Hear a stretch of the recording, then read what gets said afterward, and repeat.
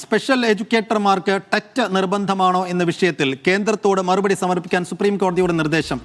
ഭിന്നശേഷിക്കാരായ വിദ്യാർത്ഥികളെ പഠിപ്പിക്കുന്ന അധ്യാപകരെ സ്ഥിരപ്പെടുത്തണമെന്ന സുപ്രീം കോടതി ഉത്തരവ് പാലിക്കാൻ നിർദ്ദേശം നൽകണമെന്ന് ഹർജിക്കാർ ആവശ്യപ്പെട്ടു. ഹർജി 26-ന് വീണ്ടും പരിഗണിക്കും. ഡി ധൻസുമോദ് വിശദാംശങ്ങൾ നൽകും. ധൻസുമോദ്, ഈ ഹർജിയിൽ ഇന്ന് എന്താണ് കോടതിയിൽ ഉണ്ടായത്?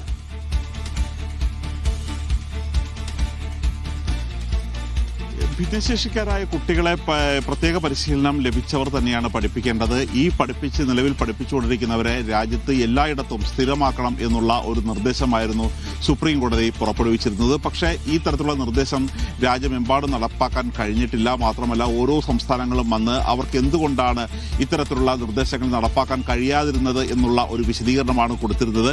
അപ്പോൾ കേരളം ചൂണ്ടിക്കാണിച്ചത്, കേരളത്തിന് ഇത്തരത്തിലുള്ള നിർദ്ദേശം നടപ്പാക്കണമെങ്കിൽ 358 കോടി രൂപ വേണ്ടിവരും. ഇത് വളരെ വലിയ ഒരു സാമ്പത്തിക ബാധ്യതയിലേക്കായിരിക്കും സംസ്ഥാനത്തെ തള്ളിയിടുക എന്നുള്ളൊരു കാര്യമാണ് കേരളം ചൂണ്ടിക്കാട്ടിയത്.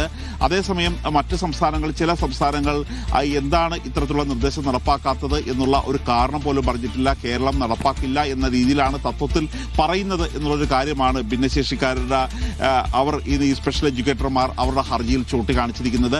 ഏതായാലും ഈ ടെറ്റ് ഇവർക്ക് നിർബന്ധമാണോ എന്നതിൽ സുപ്രീം കോടതിക്ക് ഇന്നൊരു സംശയമുണ്ടായി. അതുകൊണ്ട് ഇക്കാര്യത്തിൽ കേന്ദ്ര സർക്കാർ തന്നെ കൃത്യമായ ഒരു സത്യവാങ്മൂലം സമർപ്പിക്കേണ്ടതുണ്ട്. സത്യവാങ്മൂലം കൂടി പരിശോധിച്ചതിന് ശേഷം 26-ാം തീയതി ഉച്ചയ്ക്ക് 3:30 കേസ് വീണ്ടും പരിഗണിക്കാം എന്ന് പറഞ്ഞ് ഇന്ന് കേസ് മടക്കുകയായിരുന്നു.